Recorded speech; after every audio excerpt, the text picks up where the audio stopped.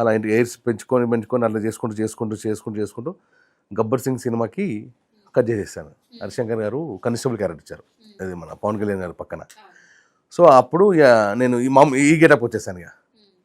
So అట్లా చేసుకుంటూ ఇక చిరంజీవి గారు మెయిన్, ఎందుకంటే అన్నయ్య సినిమాలు చూసుకుంటూ పైకి రావాలనుకుంటా. ఇక ప్రతి ఇండస్ట్రీలో తెలియని ఏముందండి, కష్టాలు ఉంటాయి, తర్వాత సుఖాలు ఉంటాయి, బాధలు ఉంటాయి, అన్నీ ఉంటాయి కదా. చాలా కష్టాలు పడ్డామండి. అమీర్పేటలో రూమ్లో ఉండే ఫ్రెండ్స్ అందరం కలిసి ఉండే.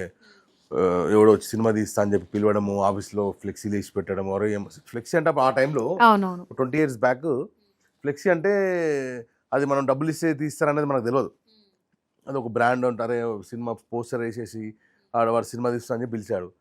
వచ్చి ఉన్నాము, వాడు సినిమా దిగాడు, నేను దిగాడు. డబ్బులు ఇవ్వమంటాడు, డబ్బులు ఇంటికి వెళ్ళవడము, 10,000 5,000 తీసుకురావడం. ఆ టైంలో మా నాన్న డాడీ ఇవ్వడము. మా డాడీ లారీ డ్రైవర్ అండి, మా డాడీ లారీ కష్టపడి ఉన్నారనమాట. సో ఆ డబ్బులు తీసుకొచ్చినా వాడు సినిమా చేయకపోతుండే, మళ్ళీ ఇంటికి పోవడము, మళ్ళీ ఇంకోటి పిలవడం, అట్లా చేసుకుంటూ ఈ స్టేజ్కి రావడం జరిగింది.